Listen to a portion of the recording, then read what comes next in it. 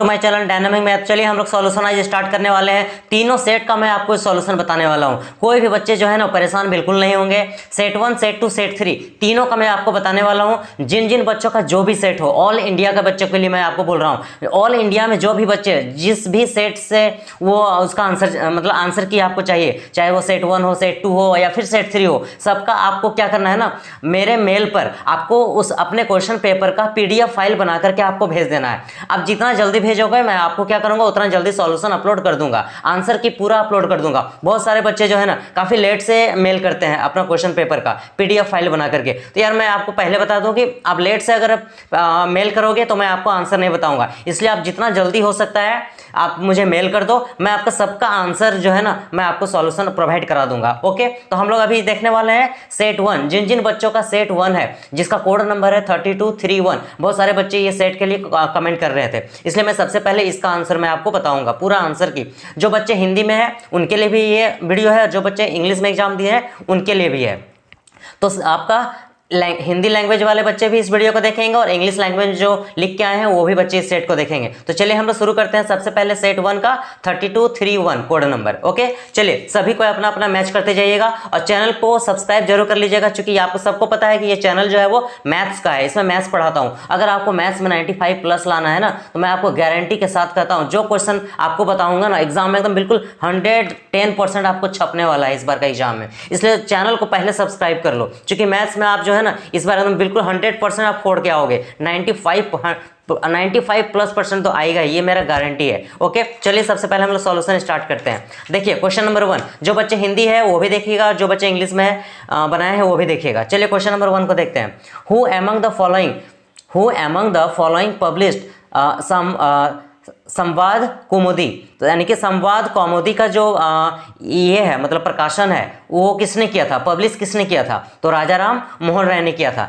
हिंदी में भी राजा राम मोहन राय आप टिक लगा लीजिएगा। ऑप्शन नंबर सी जो है इसका सही आंसर है। नेक्स्ट क्वेश्चन नंबर 2 को देखते हैं। क्वेश्चन नंबर 2 है आपका, match the column 1 with column 2 and choose the correct option. Column 1 को कॉलम 2 से मैच करना है। तो देखिए 1 का जो है ना, 1 का आपका ऑप्शन नंबर डी होगा। फेरस जो है वो कोबाल्ट के लिए होता है, और क्वेश्चन नंबर 2 जो है ना वो नन फेरस जो है आपका जो है ये बॉक्साइट के लिए होगा। नन फेरस का जो है मैच होगा सी के साथ में, और नॉन मेटालिक जो है थर्ड नंबर वो होगा बी के साथ, ग्रेनाइट के साथ, और एनर्जी जो है वो ए के साथ मैच होगा, कोल के साथ। यानी कि ऑप्शन नंबर बी जो है इसका सही आंसर होगा। Option number B. कमेंट करके बताना आपने सही किया है या नहीं किया है। ओके, कमेंट जरूर करना। अगर आपका गलत हो गया है तो कमेंट जरूर करना, अगर आपने सही बनाया है फिर भी आप कमेंट करके, अगर आपका बिल्कुल सही है तो लाइक तो जरूर कर देना, और चैनल को सब्सक्राइब करना तो बिल्कुल नहीं भूलिएगा। चलिए क्वेश्चन नंबर 3 को देखते हैं। तो जो बच्चे हिंदी में है ना वो भी मैच कीजिएगा, ऑप्शन नंबर बी को ही इसका क्वेश्चन नंबर 2 का। ओके, उसके बाद क्वेश्चन नंबर 3 को देखते हैं हम लोग। क्वेश्चन नंबर 3 में है एसर्शन और रीजन आपको बताना है। तो एसर्शन में है आपका, देखिए मैं आपको डायरेक्ट जो है ना इसका आंसर बता देता हूं। ओके, टाइम लॉस नहीं करूंगा। ये ऑप्शन नंबर ए हो जाएगा इसका correct answer. Both A and assertion and reason are correct and reason is correct explanation of A. या ऑप्शन नंबर ए जो है इसका सही आंसर होगा क्वेश्चन नंबर 3 का, और हिंदी में भी ऑप्शन नंबर ए जो है वो सही होगा। नेक्स्ट क्वेश्चन नंबर 4 को हम लोग देखते हैं। क्वेश्चन नंबर 4 में है identify the primary objective of power sharing arrangements in Belgium from the following options. तो इसका ऑप्शन नंबर डी जो है ना वो सही आंसर होगा, accommodation, linguistic and regional interest. Okay, इसका जो है सही आंसर क्या हो जाएगा, ऑप्शन नंबर डी। और जो बच्चे हिंदी में बनाए हैं वो भी ऑप्शन नंबर डी को टिक करेंगे, भाषाई और क्षेत्रीय हितों का समायोजन करना। जो बच्चे हिंदी में है वो भी इसको मैच कीजिएगा। नेक्स्ट क्वेश्चन को हम लोग देखते हैं। Which one of the following is key indicator used to measure a countries development. तो option number C GDP, gross domestic product, इसका जो है सही आंसर होगा। हिंदी में इसको बोलते हैं सकल घरेलू उत्पाद। ऑप्शन नंबर सी जो है वो सही आंसर होगा। कमेंट करके जरूर बताना आपने गलत मार्क किया है या सही मार्क किया है। ओके, और कमेंट करके ये भी बताओ कि चैनल को सब्सक्राइब किए कि या नहीं किए, क्योंकि मैथ्स में आपका 95+ मार्क्स इस बार आने वाला है। चैनल को बस सब्सक्राइब करके रख लीजिए, आज से ही मैथ्स का वीडियो अपलोड करना स्टार्ट होने वाला है। चलिए नेक्स्ट क्वेश्चन नंबर 6 को देखते हैं। Buddhism emerged from eastern India and spread in several directions. Read the following reasons for its spread and choose the correct option. तो इसका आंसर हो जाएगा option number C, only 1, 2 and 3 are correct. Option number C जो है क्या होगा इसका सही आंसर होगा। नेक्स्ट क्वेश्चन, और हिंदी में भी जो बच्चे बनाए हैं वो भी ऑप्शन नंबर सी को ही करेक्ट करेंगे। नेक्स्ट क्वेश्चन नंबर 7 को हम लोग देखते हैं। तो 7 नंबर में है आपका arrange the following events of Indian national movement in chronological order and choose the correct option. तो इसका आंसर ऑप्शन जो है ना वो क्या होगा आपका, देखिए इसमें जो है ना आपको करेक्ट ऑप्शन जो है वो चूज करना है, तो अरेंज करना है आपको, ठीक। तो इसमें ऑप्शन नंबर सी जो है ना वो सही आंसर होगा, option number C 1, 3, 2 and 4। Okay, और आपका जो बच्चे हिंदी में बनाए हैं वो भी जो है आपका ऑप्शन नंबर सी को ही टिक करेंगे, 1, 3, 2 एंड 4 को। ओके, नेक्स्ट क्वेश्चन नंबर 8 को हम लोग देखते हैं। तो क्वेश्चन नंबर 8 में है आपका, देखिए विच one of the following is the irrigation system in Meghalaya, यानी कि मेघालय का इरिगेशन सिस्टम जो है ना इनमें से कौन था, तो वो था आपका option number D, to use bamboo drip irrigation system. Hindi में इसको बोलते हैं बांस ड्रिप सिंचाई प्रणाली का उपयोग करना। ओके, ऑप्शन नंबर डी जो है इसका करेक्ट आंसर होगा। ज्योग्राफी में ये आपने पढ़ा होगा, तो ऑप्शन नंबर डी। कमेंट करके जरूर बताइएगा आपने क्या मार्क किया है।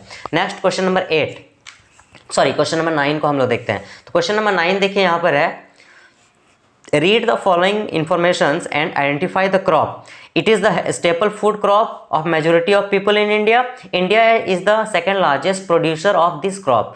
और थर्ड पॉइंट है आपका it is a kharif crop। और नेक्स्ट पॉइंट है आपका it requires high humidity with 100 centimeter of annual rainfall। Okay, मैंने आपको PDF फाइल प्रोवाइड कराया था, उसमें भी ये क्वेश्चन दिया गया था। ओके, तो इसका आंसर हो जाएगा option number D, rice. Okay, option number D जो है वो राइस सही आंसर होगा, ऑप्शन नंबर डी। ओके, और हिंदी में हो जाएगा ऑप्शन नंबर डी, चावल, हिंदी में इसको बोलते हैं। चलिए नेक्स्ट क्वेश्चन नंबर 10 को देखते हैं।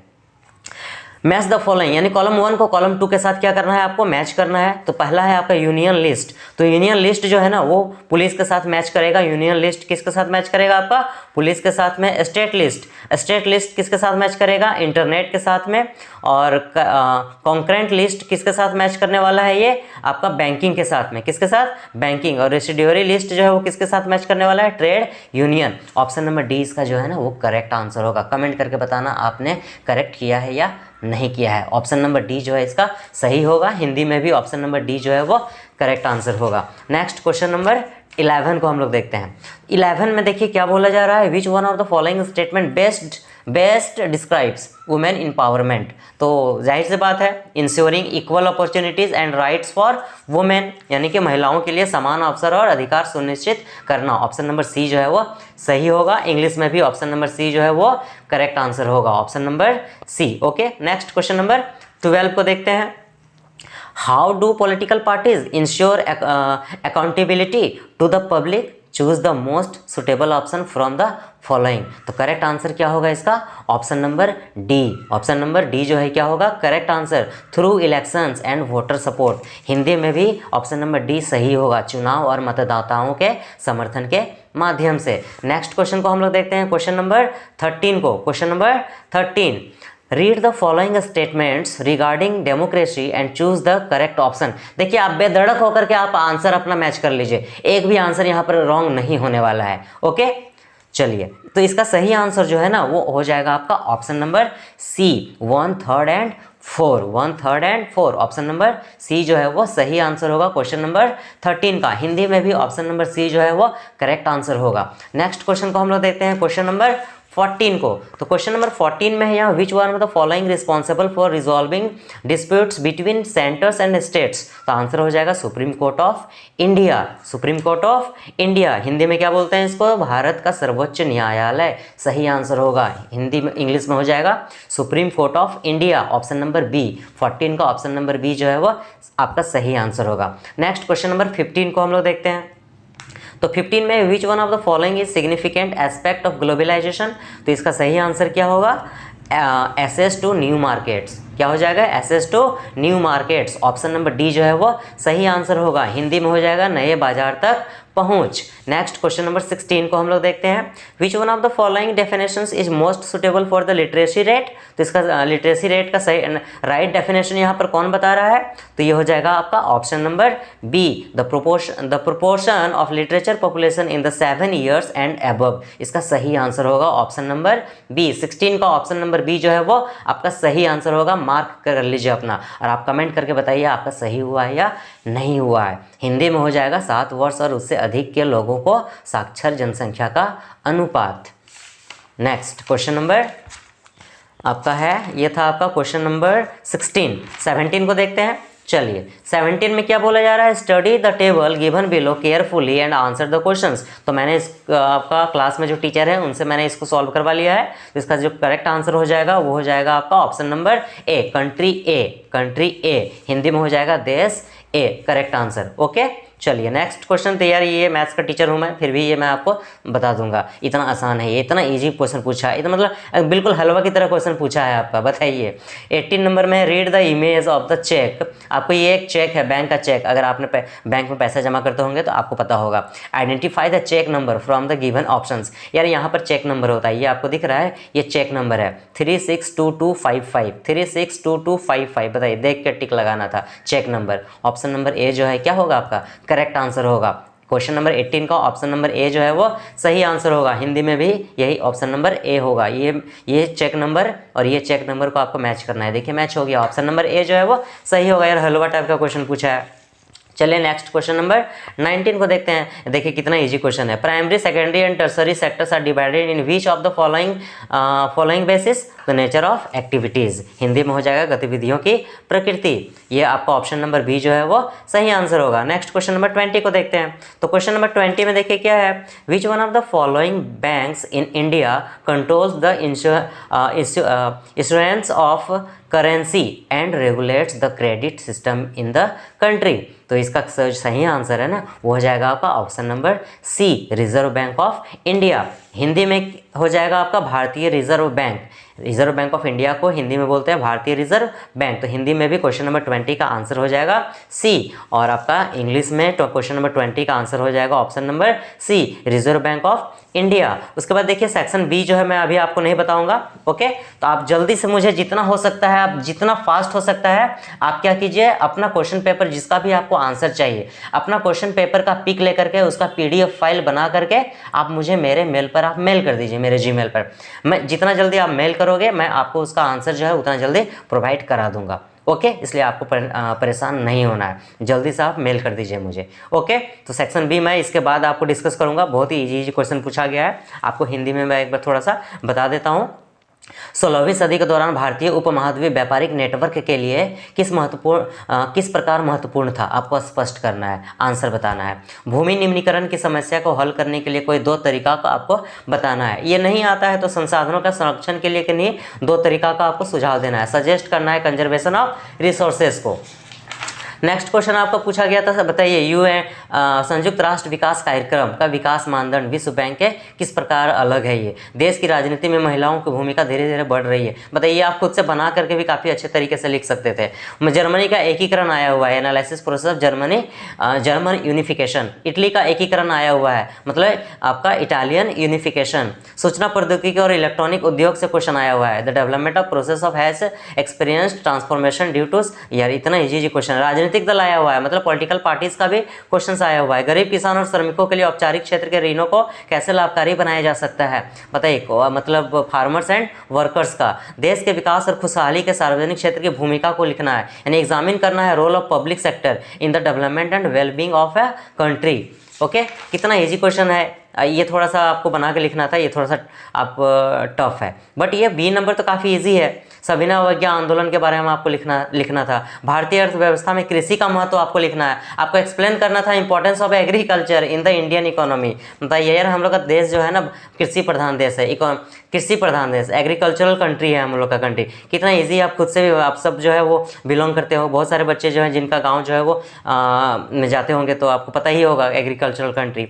लोकतंत्र का परिणाम का मूल्यांकन कैसे किया जाता है, कितना इजी क्वेश्चन है। लोकतंत्र का एक उत्तरदायी जिम्मेदारी और वैध शासन है, यह कितना इजी क्वेश्चन डेमोक्रेसी से पूछा गया है। वैश्वीकरण में उदारवाद की भूमिका का, ये देखिए liberalisation of the and in the globalisation का क्वेश्चन आया हुआ है। वैश्वीकरण की प्रक्रिया आया हुआ है, बताइए प्रोसेस ऑफ ग्लोबलाइजेशन का क्वेश्चन है। और ये देखा आपको पैसेज टाइप का क्वेश्चन दिया गया है, पढ़ के आपको इसका आंसर देना था। ओके सारे क्वेश्चन देखिए इंग्लिश में भी आपका दिया गया है। मैप में तो मैं आपके लिए जो शॉर्ट्स वीडियो बनाया था ना और एक लॉन्ग वीडियो, सारा क्वेश्चन उसी से आया हुआ है। भाखड़ा नंगल परियोजना डैम का, और आपका नोएडा का भी आया हुआ है, software technology park, Tarapur nuclear power plant का भी आया हुआ है, हल्दिया और सी पोर्ट भी आया हुआ है। ये सारे मैंने आपको कल ही शॉर्ट्स वीडियो में मैंने आपको बताया था, सारा क्वेश्चन आ गया, चारों का चारों आया हुआ है। ओके चलिए, इतना सारा क्वेश्चन जो है ना वो बिल्कुल बहुत बहुत इजी क्वेश्चन पूछा गया। देखिए जालियांवाला बाग इंसिडेंट आया हुआ है, मैंने कल ही बताया था। मैंने आपको ये भी बताया था कि नेशनल कांग्रेस का सेशन जो है ना वो सब याद कर लेना। देखिए 1927 आया हुआ है, अब अभी जाके देख सकते हो, मैंने आपको डिस्क्रिप्शन में डाल दिया था इसका पूरा कंप्लीट। ओके, देखिए Bhakra Nangal dam, Tarapur nuclear, Noida software technology, Haldia sea port, सारा क्वेश्चन 1 मार्क्स का है। मैंने जो जो आपको कल शॉर्ट्स में डाला था ना, और उसका पीडीएफ भी मैंने डिस्क्रिप्शन में डाल दिया था। देखिए सब कुछ आया हुआ है। ओके, तो चैनल को जल्दी से सब्सक्राइब कर लीजिए, और अपना आंसर की चाहिए जो भी सेट का, आप मुझे पीडीएफ फाइल बना करके जल्दी से मेल करो, मैं आपका आंसर जो है आपको तुरंत प्रोवाइड करा दूंगा। ओके, चलिए चैनल को सब्सक्राइब जरूर कर लीजिएगा और लाइक कीजिए, और अपने सभी दोस्तों में इसको शेयर जरूर कर दीजिएगा। मिलते हैं नेक्स्ट वीडियो में, थैंक यू।